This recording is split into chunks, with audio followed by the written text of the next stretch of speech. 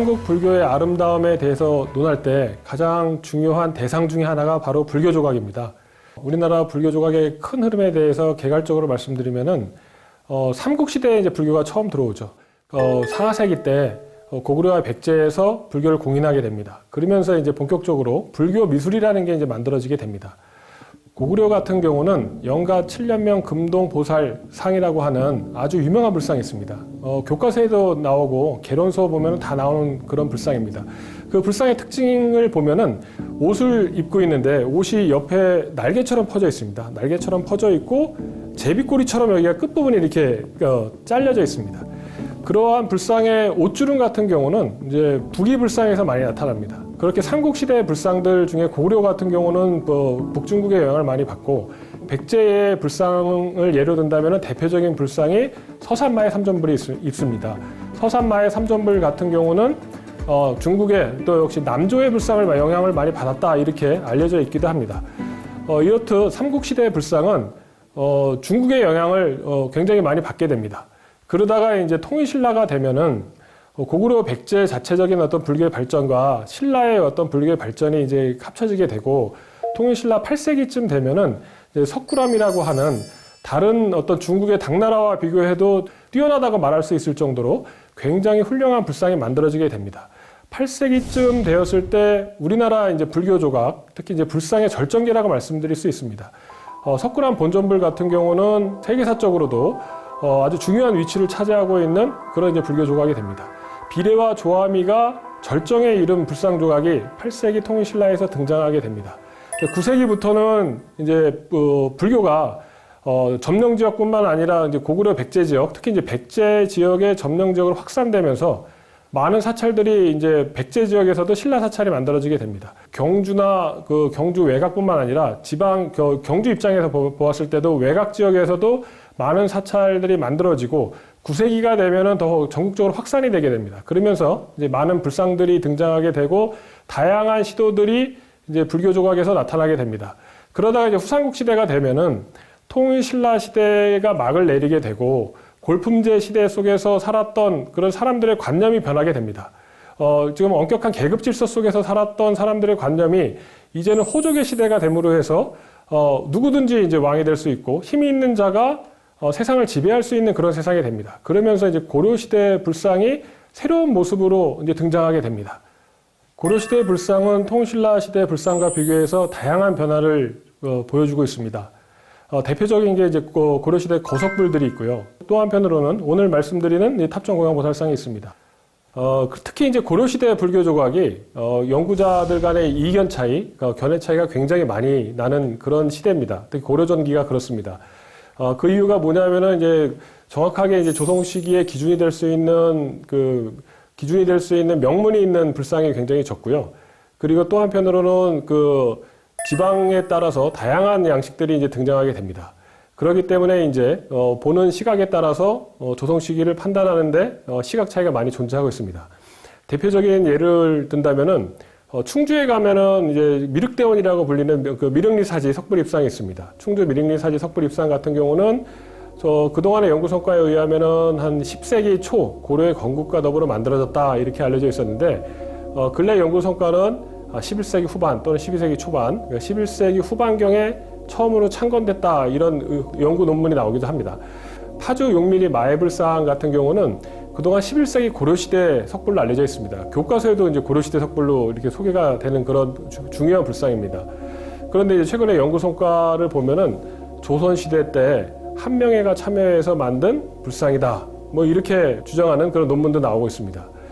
또 한편 이제 연구자에 따라서 의견 차이가 많이 나는 불상 중에 하나가 문경 봉암사 마애불이 있습니다. 문경 봉암사 마애불은 13, 14세기 고려시대 불상이다.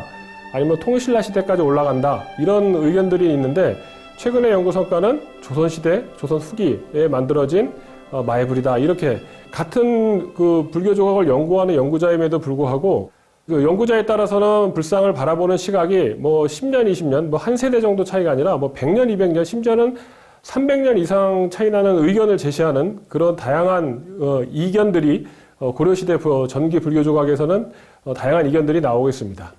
고려시대 불교 조각의 어떤 큰 흐름, 고려는 이제 불교 국가였는데 그 불교 국가에서 많은 불상을 만들었습니다. 많은 불교 조각을 만들고요. 그런데 이제 중앙에서도 만들고 지방에서도 만들었습니다. 근데 중앙에서 그 불교 조각을 만드는 장인들은 1급 장인이라고 말씀드릴 수 있죠. 뛰어난 역량을 갖고 있고 기술을 갖고 있는 그런 장인들이 많은 불교 조각을 만들었는데 지금 그들은 누굴까 하고 살펴보면 누군지 모릅니다. 그러니까 연구도 잘 안 돼 있었고 그들은 어디서 와갖고 앞시대와 다른 통일신라 시대와 다른 모습을 만들어냈을까 궁금한 그런 이야기가 될 수 있습니다.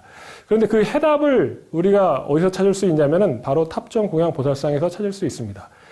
탑정공양보살상, 고려시대에 만들어졌던 탑정공양보살상을 하나하나 좀 살펴보면은 고려시대 불교 조각, 불상을 만들었던 사람들의 집단이 어디서 시작했구나 그런 거를 우리가 찾을 수가 있고요. 사실은 네 구밖에 없지만 그 네 구를 면밀히 분석해 보고 그 불상이 만들어진 시대 그리고 그 불상이 만들어진 배경 그런 걸 살펴보게 되면은 마침 이제 탐정이 되는 기분으로 그 불상에 대해서 애정을 갖고 관심을 갖고 살펴보게 되면은 이 불상이 이래서 만들어졌고 이 불상이 만들어졌던 그 시기나 그 불상 자체뿐만 아니라 고려시대 전체를 통틀어서 불교 조각의 흐름이 어느 집단에 의해서 이렇게 크게 시작됐구나. 고려 불교 조각의 시작을 우리가 추론할 수 있는 매우 중요한 열쇠 같은 그런 불상이다 이렇게 말씀드릴 수 있습니다.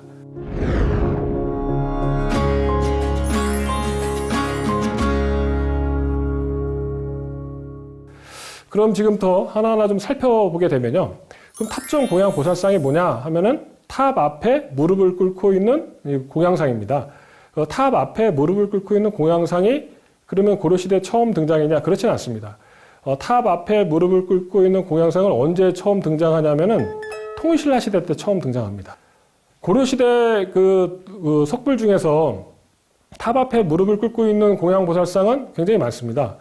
고려시대 탑정공양보살상의 기원은 통일신라 시대 때 만들어진 구례화엄사 사사자 3층 석탑입니다.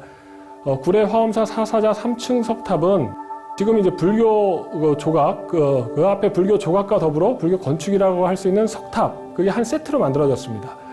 통일신라 시대 때 그 탑정공양상의 기원이 될 수 있는 화엄사 사사자 3층 석탑은 어떻게 등장했나, 그 얘기를 먼저 말씀드리고, 그 화엄사 사사자 3층 석탑 앞에 있는 공양상의 전통이 이후에는 고려시대에 어떻게 이제 전개됐나, 그렇게 계속 이야기를 전개하겠습니다. 구례 화엄사 사사자 3층 석탑 같은 경우는 생긴 게 굉장히 특이하죠. 우리가 알고 있는 일반적인 석탑, 불국사 석가탑처럼 생긴 그 석탑이 신라의 가장 이제 보편적인 이제 석탑의 모습인데 모양이 굉장히 다릅니다. 기단부에 이제 사자 4마리가 이제 막 양쪽 모퉁이에 있고요. 가운데 이제 스님이 이제 합장을 하고 있는 그런 모습으로 서 있습니다.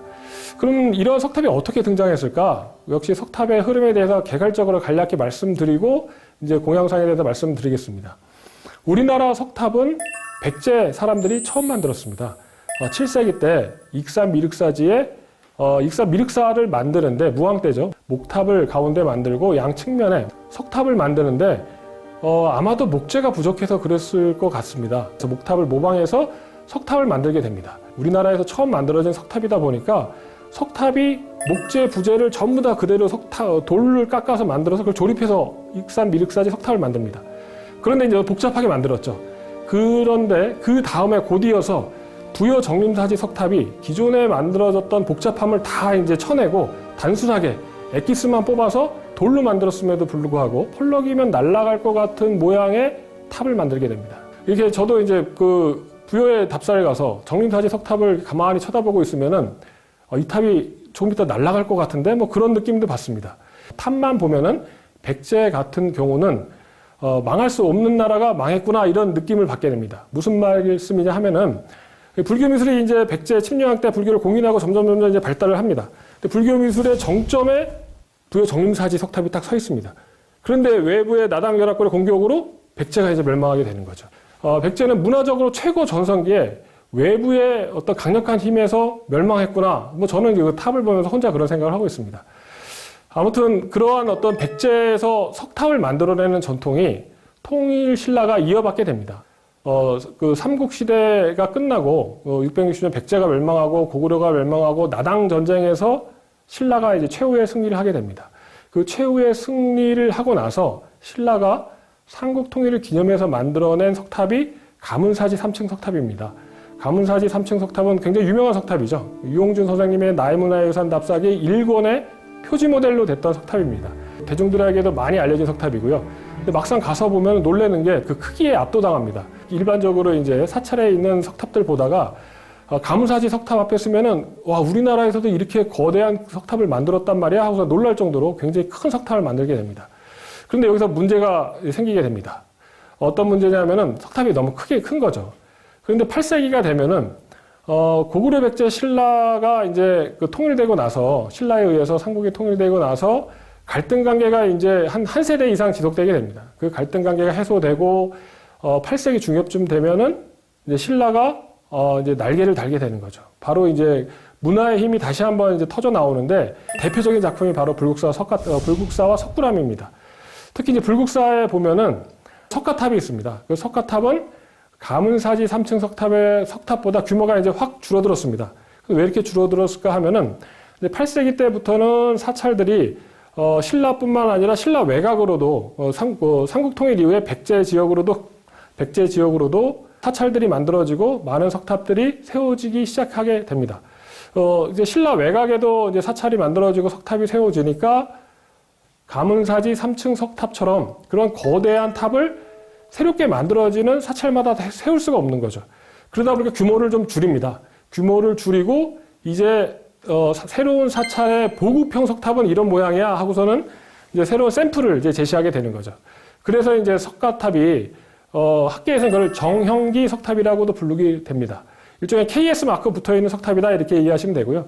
그 다음부터 신라 석탑은 이중 기단에 3층의 지붕돌을 이고 있는 그런 3층 석탑이 아주 보편적인 석탑이 됩니다. 근데 여기서 이제 우리가 눈여겨봐야 될 게 바로 석가탑 옆에 다보탑이 있는 거죠. 다보탑 보면은, 석가탑 같은 경우는 그 앞시대에 가문사지 석탑도 있고, 더 올라가면은 정림사지 또는 익산 미륵사지 석탑도 있기 때문에 그 기원을 추적해서 올라갈 수가 있습니다. 다보탑 같은 경우는 아니 갑자기 이렇게 아름다운 석탑이 어디서 왔단 말이야? 하고선 이제 깜짝 놀랄 정도로 그 디자인의 그 기원에 대해서 굉장히 궁금증을 유발하는 그런 석탑이 만들어지게 됩니다. 이제 그 이유가 뭐냐면 역시 그 예술의 흐름 속에서 본다면은 이제 그 예술의 발전이 어느 순간 이제 많은 앞시대의 노력이 이제 축적이 되다가 그 축적이 양질 변화를 거치게 되면은 또 다른 이제 새로운 예술로 이제 승화하게 되는데 그 단계가 이제 8세기 중엽에 나타나게 됩니다. 그러면서 등장하게 되는 게 이제 다보탑이라고 이제 말씀드릴 수 있고요. 그 이후에 이러한 어떤 새로운 변화를 추구하는 흐름이 이어받게 되는 그 석탑이 구례 화엄사 사사자 3층 석탑이라고 말씀드릴 수 있습니다. 구례 화엄사 사사자 3층 석탑 같은 경우는 그동안 8세기에 만들었다, 9세기 초반이다 이런 논쟁이 있는데 그 흐름을 보아서는 이제 9세기 초반경에는 이 석탑이 완성되었다고 말씀드릴 수 있습니다. 구례 화엄사 사사자 3층 석탑에서 눈여겨봐야 될 게 기단부입니다. 기단부에는 4마리의 사자가 있고 가운데 승상이 서 있습니다. 그리고 또 그 앞에는 석등이 있습니다. 그런데 그 화사석 아래에는 공양상이 무릎을 꿇고 앉아 있습니다. 그 공양상이 우리나라에서 처음 만들어지는 그 탑 앞에 무릎 꿇고 있는 공양상입니다. 환조로 처음 만들어진 공양상이 되는데 고려가 이러한 그 석탑에 대해서 굉장히 관심을 갖게 됩니다. 지금 화엄사 사사자 3층 석탑을 모방해서 만들어진 대표적인 사사자 석탑 중에 하나가 제천 사자 비실사지 석탑이 있습니다. 지붕돌이 4개밖에 없어서 4층인가 이렇게 생각되시겠지만은 실제로 그 밑에 그 기록이 있습니다. 기록을 보게 되면은 9층 석탑으로 만들었다 이렇게 적혀 있습니다. 신라의 석탑 같은 경우는 이제 주로 3층 석탑이 아주 보급형으로 KS 마크 붙어 있는 대표적인 석탑으로 보편화됐다고 한다면은 고려 시대가 되면은 앞시대와 차별을 두고 싶어 하는 그런 어떤 시대적 욕구가 있습니다. 그래서 이제 3층 석탑도 물론 만들어지지만 5층 석탑이라든가 7층, 9층, 다양한 3층보다 더 그 층수가 많은 다층 석탑이 만들어지게 됩니다. 제천 사자 비실사지 석탑 같은 경우도 통일신라 시대 때 만들어진 화엄사 사사자 3층 석탑에 영향을 받았지만은 중앙에 있는 승려의 모습이 승려가 아니라 손가락을 꼭 잡고 있는 직원이라고 불리는 수인을 취하고 있는데 이 직원이는 일반적으로 비로자나 부처님만 취하고 있는 수인입니다. 손의 모양입니다. 그러다 보니까 저게 저 안에 계신 분이 부처님인가 하고 이렇게 가만히 보면은 또 머리에는 두건을 착용하고 있습니다. 이 두건이 또 지금 이제 측면에 이렇게 끈을 묶고 있는데요. 제가 그 제천 사자비신사지 이 승려상 보고 이제 미국에 이제 답사 갈 일이 있었습니다. 미국에 답사 가서 메트로폴리탄 박물관이라는 데 이렇게 그 답사 가서 사진 찍고 있는데 거기에 이제 중국에서 만들어진 승가대사상이라고 하는 이제 승려의 상이 있었습니다. 근데 이 머리 묶은 띠가 아주 똑같습니다. 똑같고 되게 매듭도 거의 이 제천의 이 시골 산속에 있는 그 불상이 어떻게 이제 중국에 있는 불상 머리 매듭하고 띠하고 이렇게 똑같이 할 정도로 굉장히 그 띠 매듭이 유사한 승가대사라고 불리는 승려상이 있던 걸 보고서는 그 유사성에 매우 놀랐던 기억이 납니다. 물론 손 모양은 좀 다릅니다.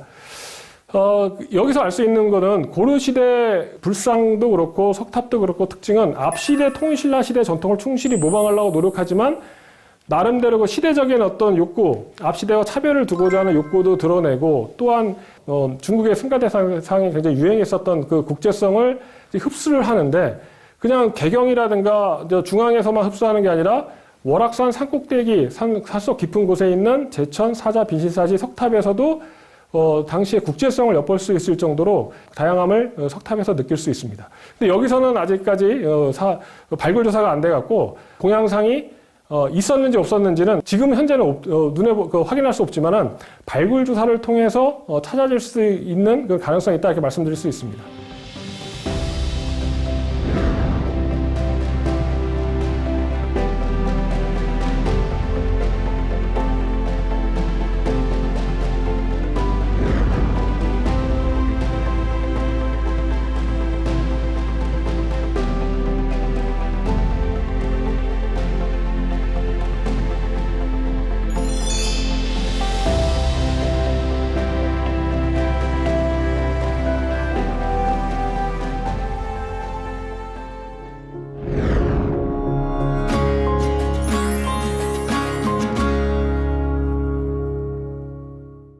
통일신라 사사자 3층 석탑에서는 석탑 앞에 있었던 공양상이 스님의 상이었습니다. 그 스님이 이제 그 탑이 부처님의 묘가 되고 즉 부처님이 되니까 부처님께 공양을 드리는 그런 모습으로 조각되었습니다.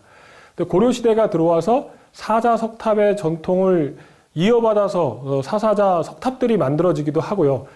그와 더불어 석탑 앞에 공양상이 만들어지는 전통 또한 계승되게 됩니다.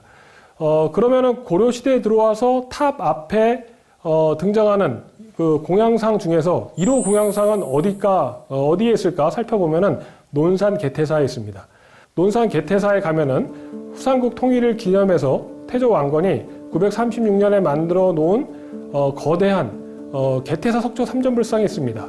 그 석조 삼전불상이 있는 개태사에서 북쪽으로 한 400여 미터 떨어진 곳에 가면은 현재 이제 개태사지라고 불려져 있는 사찰터가 또 있고요. 넓게 보아서는 다 개태사로 이제 포함되고 있습니다. 그 개태사지 위쪽에 자그마한 암자가 있고 그 암자에 공양상이 하나 또 있습니다. 근데 이 공양상이 사실은 고려시대 첫 번째 등장하는 탑정 공양상이다 이렇게 말씀드릴 수 있습니다. 이 얼굴하고 몸이 이제 다릅니다. 얼굴을 이제 새로 만들어 갖고 붙여놨기 때문에 굉장히 이질감을 느낍니다. 그리고 이제 평면적인 느낌도 있는데 제가 이 그 공양보살상을 조사하기 위해서 이제 개태사에 가서 이제 암자에 가갖고 이 사진을 찍으려고 불상을 이제 천천히 살펴보는데 사진을 찍다가 제가 깜짝 놀랐습니다. 왜냐하면은 공양보살상의 뒷모습을 보니까 와 이거 사진하고 느낌이 확연히 다른 거죠. 공양보살상의 뒷모습을 보면은 나풀거리는 천이가 이제 등 뒤로 쭉 흘러내리고 허리띠도 이제 부드럽게 이제 착용한 모습, 그리고 조각의 그 유연함과 자연스러움에서 와 이렇게 아름다운 조각상이 있었다니 하면서 속으로 감탄을 하고 이게 왜 이렇게 소개가 안 됐지 그런 이제 궁금증이 있었습니다.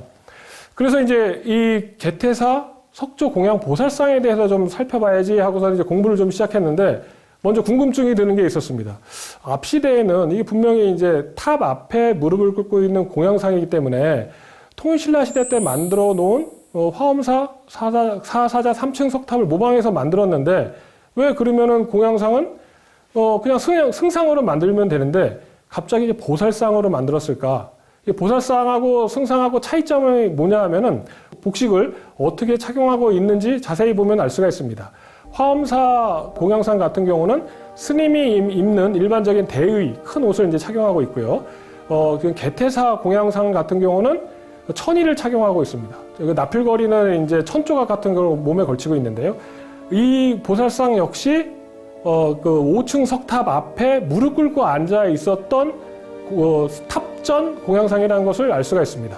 현재 이 석탑은 이제 일제강점기 사진을 보면 무너져 있었는데요. 현재는 이제 개태사 속죄 삼전불상에 있는 개태사 경내에 이제 옮겨져 있고, 저 개태사 탑전 공양 보살상은 지금 이제 그 개태사지라고 하는 장소에서 바로 위쪽에 있는 암자에 있습니다. 그런데 왜 태조 왕건은 갑자기 보살상을 만들었을까? 그런 궁금증을 풀기 위해서 발굴보고서를 뒤져보다가 지금 이제 개인적으로는 굉장히 나 지금 이 불상의 비밀을 찾을 수 있는 중요한 키포인트를 하나 찾았다 하고 개인적으로는 이제 굉장히 기뻐했던 경험이 있는데요. 뭐냐면은 발굴보고서를 이제 한참 살펴보고 있는데 어디서 많이 본 기하가 툭 하고 튀어나왔습니다. 그 기하가 보니까 954년 충주 숭선사에서 사용해왔던 그 기하가 나온 거죠. 954년 충주 숭선사는 고려 광종이 어머니를 위해서 만든 사찰이고, 그 954년에 만들었다고 하는 기록이 고려사에 나옵니다. 충주 숭선사에서 사용했던 기하가 지금 개태사지에서도 사용되는 거죠. 그동안에 이제 태조 왕건이 만들었던 것으로 알려져 있었는데, 지금 살펴보니까 이거 태조 왕건이 만든 게 아니고 사역에서도 멀리 떨어져 있기 때문에 이거는 그 기와의 어떤 그 시기를 판단했을 때 이거 고려 광종이 만든 것을 볼 수 있다, 이렇게 추정할 수가 있었고요. 고려 광종이 고려 통일을 기념하는 개태사 옆에다가 아버지를 위해서 진전사원을 만들어 놓고 그 옆에 5층 석탑을 세우고 5층 석탑 앞에다 공양 보살상을 세우게 됩니다. 그런데 이제 그 10세기 때 불교 조각의 특징을 보면은 앞 시기에는 이제 종교적, 통일신라 시대에는 종교적인 어떤 욕구, 부처님의 어떤 진리와 자비를 불상을 통해서 표현하고자 하는 욕구가 굉장히 강했습니다. 그래서 등장하는 게 석굴암 같은 위대한 작품이 나오기도 합니다. 그런데 후삼국 시대에 들어와서 10세기의 불상의 특징은 그 종교적인 어떤 목적의 1순위고 2순위, 그 이면에는 정치적인 목적 또한 많이 포함되어 있습니다. 궁예가 스스로 미륵이라고 칭하고 나서 왕즉불 사상이 이제 후삼국 시대에 들어와서 통용되기 시작하고요. 그런데 왕즉불 사상은 궁예가 이제 왕권에서 쫓겨남으로써 궁예가 결국은 실패하게 되는 거죠. 정권 보존에 실패하게 됨으로써 왕즉불 사상도 자연스럽게 역사 속에 사라지게 됩니다. 그러면서 이제 등장하게 되는 게 고려의 왕들이 스스로 이제 부처님의 제자, 나는 부처님의 제자야, 이렇게 얘기하면서 보살계를 받게 되면서 왕즉 보살 사상이 이제 유행하게 됩니다. 고려 그 초기에 어떤 그 사상사적인 흐름과 조각의 흐름을 놓고 보게 된다면은 그 공양상을 스님의 상이 아니라 보살상으로 만든 이유는 고려 초의 어떤 사상의 흐름, 왕즉 보살 사상의 연장선 속에서 우리가 해석할 수가 있습니다. 그 왕즉 보살 사상 속에서 보면은 그 개태사 탑정 공양 보살상은 곧 광종을 상징하는 의미로서도 우리가 크게 해석할 수가 있고요. 탑 앞에 무릎을 꿇고 공양하는 보살상은 부처님께 제 어떤 소원을 비는 그런 어떤 역할도 하겠지만 기본적인 성격은 참회, 부처님께 나의 잘못을 참회하는 그런 어떤 그 자세, 그 모습을 보여주는 상이다, 이렇게 알려져 있습니다. 이게 정답이라고 말씀드릴 수는 없습니다. 그렇지만 기존의 연구 성과를 종합해서 추론을 하게 되면요, 아마도 광종이 왕권을 장악하기 위해서 앞에 왕들, 해종과 정종, 자기의 친형과 이복형들을 죽음에 이제 몰아넣게 되는 거죠. 권력투쟁 속에서, 피비린내 나는 권력투쟁 속에서 왕위에 올랐는데, 그거를 참여하는 모습을 아버지가 세웠던 개태사에서 아버지를 위해서 만들어 놓은 진전사찰, 태조 왕건의 초상을 모셔놓은 진전사찰에다가 왕즉 보살을 상징하는, 어떻게 보면은 광종 자신을 상징하는 그런 보살상을 만들므로 해서 나의 과거의 잘못을 아버님께 또 부처님께 참회합니다, 그런 의도로 만들어낸 게 아닐까, 이렇게 학계에서는 추정하고 있습니다.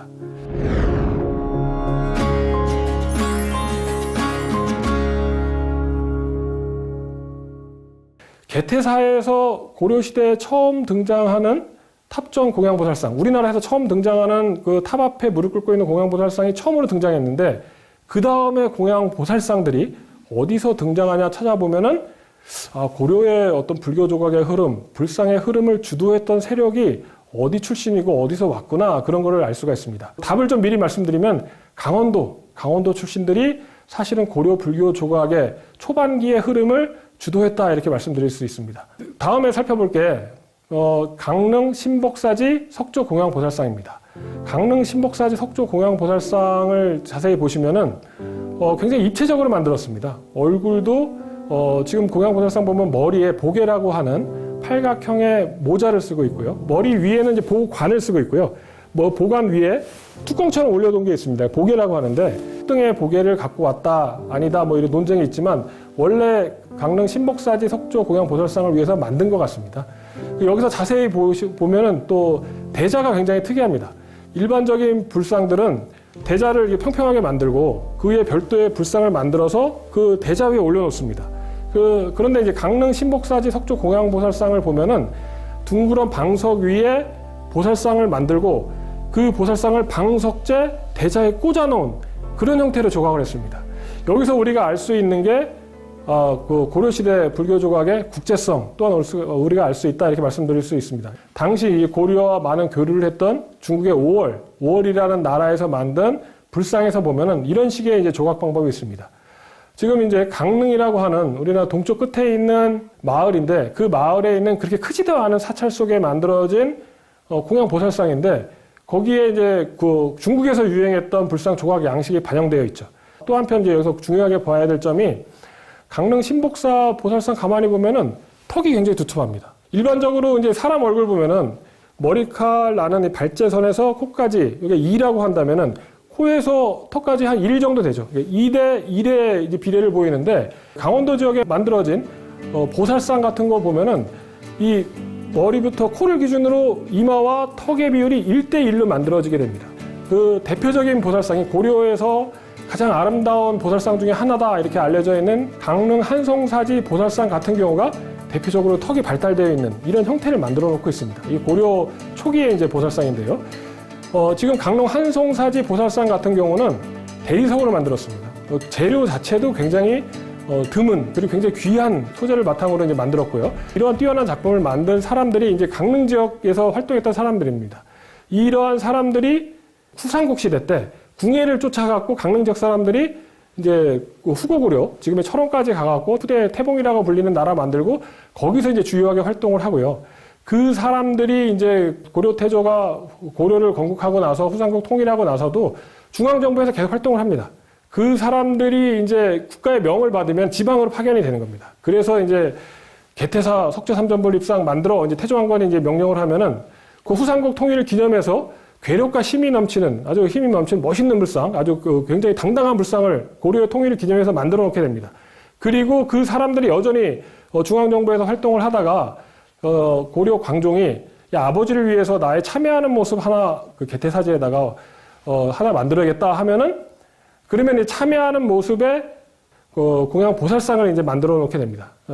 그러니까 지금 이제 말씀드리고 싶은 거는 우리가 신복사지 통해서도 알 수 있고, 그 다음에 한송사지 볼살상에서 알 수 있고, 이후에도 등장하는 법천사라든가, 오대산 월정사 불상에서도 이제 말씀드릴 수 있는데, 이 공양 보살상은 강원도 지역에서만 나옵니다. 강원도 지역에서 나오는 이유는 고려가 건국할 때 활동했던 장인들이 강원도 출신들이기 때문입니다. 당시에는 명주 지역 출신이라고 하는데 그 명주 지역 출신들이 궁예와 더불어서 계속 활동을 했고 그 궁예와 더불어서 활동했던 사람들이 사실은 정치적인 문제하고 좀 연관이 좀 거리가 있죠. 기술직들이니까. 궁예와 관련된 사람들 다 숙청되고 나서도 여전히 중앙정부에서 활동을 하고 그 사람들이 만들어낸 게 고려시대 첫 번째 공양보살상인 개태사 석조 공양보살상을 만들어내게 됩니다. 그런데 그 다른 지역은 아니고 왜 강원도에서만 계속 나타나지? 이제 그거를 좀 말씀드려야 되는데 그러기 위해서는 강원도 지역에 나타나는 개별적인 공양보살상의 조성 시기를 좀 알 필요가 있습니다. 지금 이제 강릉 신복사지 공양보살상 조성 시기 한번 살펴보겠습니다. 이게 언제 만들어졌을까 보면은 강릉 신복사지 석조 공양보살상은 일단 이게 언제 만들어졌냐에 대해서 학계에서 좀 논쟁이 있습니다. 10세기 후반이다, 11세기다 이렇게 논쟁이 있는데요. 발굴조사한 내용들 그리고 여기서 출토된 유물들을 분석하면은 11세기 초반경에 만들어진 석조 공양 보살상으로 추정이 됩니다. 그런데 이제 그 조성 시기를 판단하는데 중요한 그 키포인트가 석탑의 모양입니다. 석탑의 모양. 우리가 알고 있는 일반적인 3층 석탑처럼 생겨 있지 않고요. 석탑의 매 층마다 그 탑신, 탑의 몸체 아래에 무슨 받침대 같은 것들이 껴져 있습니다. 그런데 사진을 보시면은 이렇게 받침대가 껴져 있는 석탑들이 언제 등장하냐면은 국립중앙박물관에 있는데요. 홍제동에 있었던 홍제동 석탑이 이제 1045년에 만들어진 석탑이 있고요. 그 다음에 만복사지 석탑이 11세기 그 중후반에 창건된 만복사지 석탑, 그 남원에 있습니다. 이것도 역시 그 탑신 그 아랫부분에 받침대 같은 것이 껴져 있습니다. 이러한 석탑들의 모양이 등장하게 되는데 신복사지 석탑은 만복사지나 홍제동 석탑보다 조금 앞선 것 같습니다. 그런데 최근에 발굴 조사를 통해서 새로운 석조 공양 보살상이 원주에서 출토됐습니다. 원주 법천사지에서 석조 공양 보살상이 출토됐는데 원주 법천사지 같은 경우는 지금 이제 강원도 원주에 있는 아주 대형 사찰입니다. 이 사찰에 대해서 한 10여 차례 수년에 걸쳐 갖고 대대전 발굴이 진행됐습니다. 재미난 점은 원주 법천사지에서 이제 출토되고 최종적으로 이제 조립돼서 딱 맞춰진 공양 보살상은 한 점인데 발굴해서 보니까 탑이 2개가 세워져 있었고 공양 보살상이 놓여져 있던 장소도 2군데였습니다. 쌍탑과 탑정 공양 보살상이 2개체가 세워져 있었다는 걸 알 수가 있습니다. 그런데 전면적인 발굴을 다 했는데도 불구하고 완전히 이제 조립이 되는 그 개체가 이제 맞아 떨어지는 것은 한 개체의 탑전 석조 공양 보살상만 맞춰지게 되고 나머지 한 개체는 이제 확인할 수가 없었습니다. 아마도 절이 폐사되고 나서 좀 더 온전한 탑정 공양 보살상이 반출이 되지 않았을까 이렇게 추정을 해봅니다. 지금 이제 법천사지 탑정 공양 보살상 자세히 보면요. 기본적인 자세는 현재 이제 그 실물이 남아있는 이제 신복사지, 강릉 신복사지와 강릉 오대산 월정사 탑정 공양 보살상과 굉장히 유사하다는 점을 알 수가 있습니다. 원주 법천사지 석조 공양 보살상 같은 경우는 이제 머리를 찾았지만 팔과 다리가 파손되어 있어갖고 원래의 모습이 어떨 것인가 그거에 대해서 원주시립박물관에서 이거 우리 한번 복원해보자 해갖고 시도를 한 바가 있습니다. 저도 그 연구에 참여해봤는데요. 여기서 머리가 몸통과 한 짝이라는 걸 알 수가 있는 게 그 법천사 공양보살상 후면에 그 머리에 그 보관에서 흘러내리는 띠가 등으로 흘러내리는 부분이 서로 일치하고 있다는 점을 통해서 머리와 몸은 한 짝이구나 그걸 파악할 수가 있었습니다. 그런데 이제 역시 보살상을 복원할 때 가장 어려웠던 점이 어느 점이냐면은 보살상의 얼굴이었습니다. 얼굴인데 워낙 얼굴 부분이 마모가 심해서 어떻게 복원할까 이제 한참 이제 그 코드 측정해보고 3D 스캔도 촬영해보고 다 조사를 했습니다. 역시 원주 법천사 석조 공양 보살상도 강원도 지역에 있는 보살상과 마찬가지로 턱이 상대적으로 다른 지역의 보살상에 비해서 턱이 상대적으로 두툼한 그런 형태의 보살상이었다는 점을 알 수가 있습니다.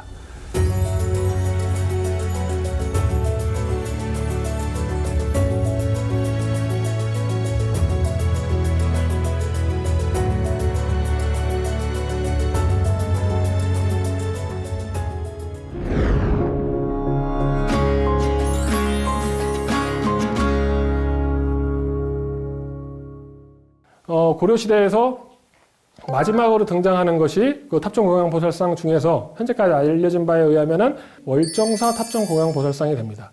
월정사 석조공양보살상 먼저 살펴보면요. 높은 복양을 착용하고 있고 얼굴도 턱이 발달되어 있습니다. 코를 중심으로 이마와 턱선까지의 비율이 1대1의 비율을 보이고 있고요. 그리고 눈과 입이 코를 중심으로 오밀조밀하게 모여 있으면서 아기와 같은 천진무구한 표정을 표현하고 있는 그런 공양보살상입니다. 왼쪽 무릎은 이제 세워서 이제 팔을 받치고 있고요. 오른쪽 무릎은 이제 굽히고 있습니다. 여기서도 이제 그 월정사 석조 공양보살상이 법천사지 거도 모방하고 이제 신복사지 거도 모방했다는 점을 알 수 있는 게 대자를 통해서 알 수가 있습니다. 하대석이라고 불리는 아랫부분은 법천사지 석조 공양보살상에서 모방을 했고요. 불상을 방석 같은 그 위에 보살상을 조각하고 그 조각된 방석을 대자 위에다 꽂는 형태, 이러한 삽입하는 형태의 조각은 신복사지 석조공양보살상 조각 방법을 모방했다는 걸 알 수가 있습니다.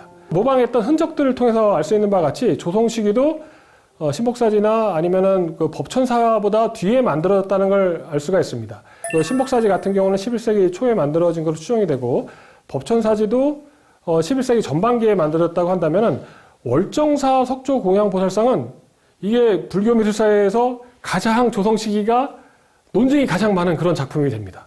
그래서 뭐 11세기에서 13세기 사이에, 뭐 전공자 사이에서 한 200년 차이가 납니다. 근데 여기까지는 석조공양보살상은 그런데요. 문제는 석탑입니다. 석탑. 석탑과 석조공양보살상이 한 세트인데, 지금 석조공양보살상 같은 경우는 지금 이 조각의 조성 시기가 뭐 10세기다, 11세기다, 12세기다, 뭐 13세기다, 뭐 이렇게까지 이제 다양한 의견이 있는데, 석탑은 10세기부터 시작해갖고 조선시대 때 만들어졌다 이런 식의 논쟁까지 다양한 어떤 논쟁이 있습니다. 왜 이런 일이 벌어지냐면은 그 발굴 조사를 했는데 발굴 조사를 완벽하게 못했기 때문에 그 논쟁거리는 던져줬지만 그 발굴 조사를 해석하는 사람들의 입장에 따라서 10세기부터 조선시대까지 그 만들어진 그 조성시기의 편차가 어마어마하게 벌어지게 됩니다. 발굴 조사를 제대로 못하게 됐던 이유는 뭐 발굴 조사를 못해서는 아니고요. 발굴 조사를 했을 때 경내에 있어갖고 석탑이 굉장히 높습니다. 그래서 기단부를 파괴되면은 석탑이 무너질 수 있는 안전 문제 때문에 전체 석탑 하부를 완전히 이제 발굴 조사를 못했습니다. 그래서 석탑 일부를 조금 잘라갖고 발굴 조사를 했는데, 그 석탑 아랫부분에서 석탑의 기단부라고 생각되는 가구 기단이라고 불리는 다른 석탑의 기단부일 것이다, 이렇게 추정되는 어떤 돌들의 구조물, 유구라고 합니다. 그 유구가 확인됐습니다. 이런 차이가 나는 이유는 해석하는 사람들의 차이에 따라 달라지는데요. 원래 석조공양보살상이 바라봤던 탑은 지금 새롭게 발견된 가구 기단이라고 불리는 그 아랫부분에 있는 석탑의 기단부, 그 기단부에 세워졌던 석탑이 원래 석탑이 있었고, 탑정공양보살상이 그 석탑을 향해 공양을 드리고 있었는데, 어떤 이유로 그 석탑이 무너지고 조선시대 때 다른 지역에 있는 고려시대 석탑을 옮겨왔다, 또는 조선시대 때 새롭게 석탑을 세웠다, 뭐 이런 식의 해석까지 있게 되는데요. 발굴조사 보고서 찬찬히 살펴보면은 다른 석탑의 기단이라고 생각했던 가구 기단이라고 보였던 넓은 이제 돌의 구조물은 사실은 석탑 외곽에 둘렀던 일종의 탑, 전문용어로는 탑구라고 부를 수 있는데요. 석탑 외곽에 땅이 밀리지 않게 석탑 외곽을 이렇게 보호하는 역할의 구조물이었다, 이렇게 판명할 수 있고요. 현재 세워져 있는 석탑은 지금 이제 탑정공양보살상과 한 세트다, 이렇게 해석할 수가 있습니다. 그럼 조성 시기를 언제쯤 만들어진 것으로 볼 수 있냐? 월정사 석조공양보살상이 현재까지 만들어진 그 공양보살상 중에서 가장 뒤에 만들어졌다는 걸 어떻게 아냐 하면은 발굴된 유물을 통해서 알 수가 있습니다. 발굴 조사를 해서 보니까 발굴된 그 석탑이 세워져 있는 그 자리 아랫부분에서 이제 중국 동전이 나왔습니다. 숭룡중보라고 하는 동전이 나왔고요. 그 숭룡중보의 사용 시기가 1102년부터 1106년이라고 합니다. 그러니까 1106년 이후에 이제 석탑이 세워졌다는 걸 알 수가 있는 거죠. 그리고 또 하나 여기서 나와 있는 다양한 사리장원구가 석탑에서 출토됐습니다. 이 석탑의 조성 시기가 다양한 이유는 사리장원구의 조성 시기가 10세기부터 12세기까지 편년 지을 수 있는 다양한 사리장원구가 섞여 들어갔기 때문에 석탑의 조성 시기를 이제 다양하게 해석하는 그런 그 원인도 제공했습니다. 그런데 발굴조사에서 출토된 그 동전과 사리장원구에서 조성 시기가 가장 아랫부분에 그 후대에 만들어진 것으로 추정되는 사리장원구가 12세기경으로 추정되기 때문에 월정사 팔각 고층 석탑은 12세기경에 만들어진 것으로 추정할 수 있고요. 그와 더불어 석조보살상도 가장 늦게 12세기경에 만들어진 석조공양보살상이다, 이렇게 말씀드릴 수 있습니다. 우리가 탑정공양보살상에서 알 수 있는 것은 고려시대 불교 조각 작품이 앞시대의 화엄사, 통신라 화엄사 사사자 3층 석탑의 전통을 계승했음에도 불구하고 새로운 어떤 새로운 조각 작품의 양식적인 어떤 시도를 하고 있으면서 새로운 작품을 창안해내는 고려인들의 어떤 미감, 그리고 고려인들의 어떤 불교 조각에 대한 호감도, 고려인들이 좋아했던 보살상은 어떤 모습일까, 그런 것을 우리가 탑정공양보살상을 통해서 확인할 수가 있었습니다. 네, 오늘 수업은 여기까지 하겠습니다. 네, 감사합니다.